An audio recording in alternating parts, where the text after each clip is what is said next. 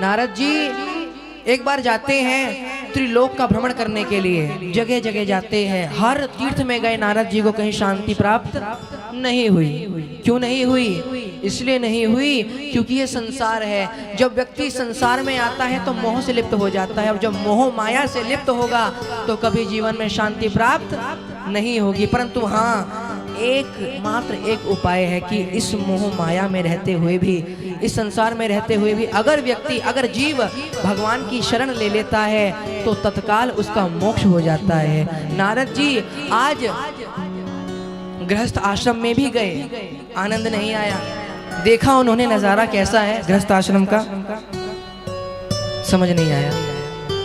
संन्यास आश्रम पे गए, देखते हैं। वानप्रस्थ पे गए, ब्रह्मचर्य। अरे भैया कहाँ कहाँ चले गए?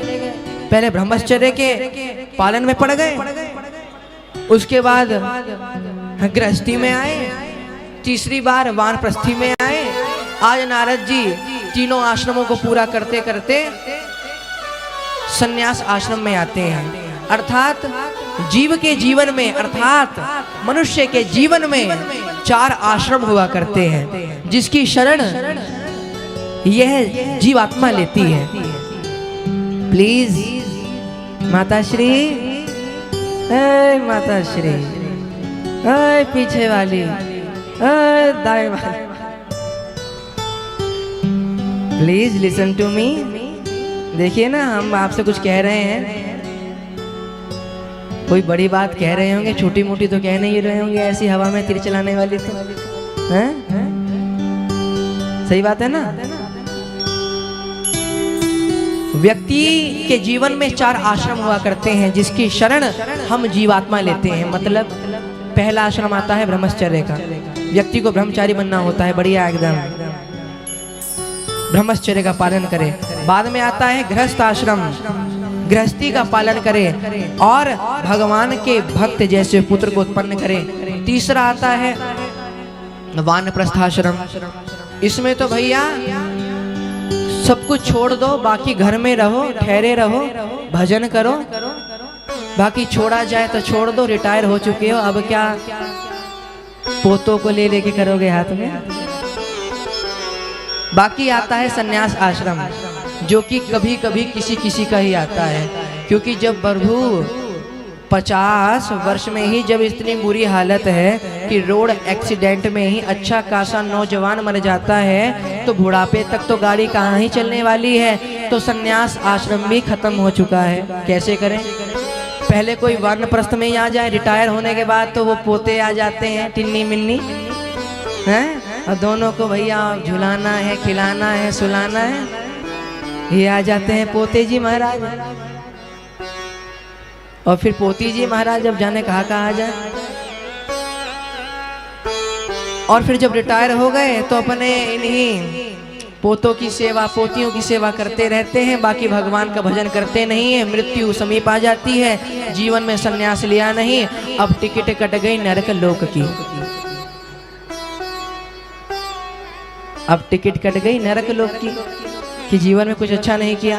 तो इसलिए आज नारद जी भ्रमण करते हुए आए। उन्होंने ब्रह्मचारी का आश्रम भी देखा है, ब्रह्मचर्य का आश्रम, गृहस्थ आश्रम, वानप्रस्थ आश्रम, संन्यास आश्रम भी देखा। कहीं शांति उन्हें प्राप्ति ही नहीं हुई नारद जी को।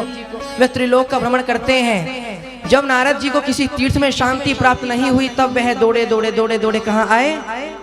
वृंदावन में।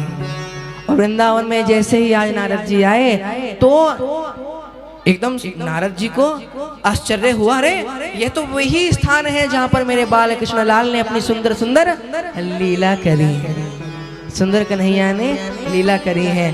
तो जैसे ही नारद जी को स्मरण हुआ, ये वृंदावन धाम तो कन्हैया का धाम है, अचानक से आज भीतरी मन से ही नारद जी महाराज प्रसन्न हो गए, प्रसन्नचित्त हो गए।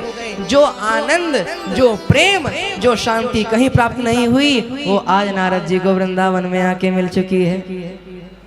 परंतु एक आश्चर्य एक और आ गया, एक और आश्चर्य आ गया कि उसी वृंदावन में एक स्त्री 2 वृद्ध पुरुषों के सामने बहुत जोर से, उच्च स्वर से करुण पुकार लगा रही है, रो रही है। नारद जी सोचते हैं जाने कौन यह स्त्री है और यह जो वृद्ध पुरुष जो पड़े हुए हैं, ये भी पता नहीं कौन है, इनका नाम क्या है। नारद जी ने सोचा कि पूछना चाहिए कि हे देवी ये कौन, इस प्रकार तुम विलाप क्यों कर रही हो, रो क्यों रही हो। नारद जी ने सोचा हम तो भजनानंदी महात्मा हैं, बिना बात की काहे को अपना बीच में समझ जाओ, हैं? सही बात है ना। कहते हैं कि कभी भी किसी की बातों के बीच में इंटरफेयर नहीं करना चाहिए, नहीं तो भारी विपदा आने पड़ती है। नारद जी ने सोचा हम तो भजनानंदी महात्मा संत हैं, हम काहे को ऐसे चक्कर में पड़े। परंतु जैसे नारद जी आगे बढ़ने लगे, उस स्त्री ने पुकारा, भो भो साधो शरणम तिष्ठ, भो भो साधो शरणम तिष्ठ। हे साधु जी, हे नारद जी, मेरी पीड़ा को दूर करो, मेरा नाम भक्ति है, मेरा नाम भक्ति है। यह जो दोनों अचेत पड़े हुए वृद्ध रूपी पुरुष हैं, यह और कोई नहीं है, मेरे पुत्र ज्ञान वैराग्य हैं। नारद जी ने सोचा अरे भक्ति माता तो इतनी नवयौवन, और भक्ति माता की जो पुत्र हैं ज्ञान वैराग्य, ये तो अचेत वृद्ध अवस्था को प्राप्त हो चुके हैं, ऐसा कैसे हो सकता है। तब भक्ति माता ने बताया कि हे नारद जी महाराज, इस कलि युग में जब भगवान श्री कृष्ण अपनी लीला को संपन्न करके चले गए, तो द्वापर युग के बाद कल युग आ गया। और जैसे कलयुग आया तो उसमें नाना प्रकार के पाप कर्म होने लगे, कलयुग निवास करने लगा, और मैं भक्ति प्रकट हुई, कहीं मैं अजीर्ण हुई। देखो मुख्य बात तो ये है, भक्ति माता स्वयं कह रही है कि कहीं मेरा अपमान हुआ, कहीं मेरा सम्मान हुआ। जैसे ही मैं वृंदावन में आई, मैं नवयौवन हो गई, और ये जो ज्ञान वैराग्य हैं ये बुढ़ापे को प्राप्त हो गए, वृद्ध हो गए, जाने कैसे हो गए। नारद जी ने बताया, सुनो सुनो भक्ति मैया, ये वृंदावन है, वृंदावन। यहाँ वृंदावन में कभी भी कोई भी ज्ञानी नहीं बनता है, वैरागी नहीं बनता है, हमेशा रसिक प्रेमी बन के घूमता रहता है और भक्ति को ही चाहता है। ज्ञान वैराग्य तो भैया वृंदावन में चाहिए ही नहीं बिल्कुल भी। तो क्या चाहिए? भक्ति चाहिए। मात्र वृंदावन में भक्ति का ही प्रवेश हो सकता है, ज्ञान वैराग्य की यहाँ जगह नहीं है, क्योंकि जिसको ज्ञान आ जाता है उसको अभिमान भी आ जाता है। हाँ, ऐसा होता है कभी कभी, जो व्यक्ति ज्ञानी होते हैं ना, फिर वो अभिमानी भी हो जाते हैं। जो व्यक्ति ज्ञानी होते हैं वे अभिमानी भी हो जाते हैं कि हमने ये कंठस्थ कर रखा है, हमें भागवत आती है, हमें ये आता है, हमें वो आता है, ये आता है, बस इसकी ही यही चलता रहता है,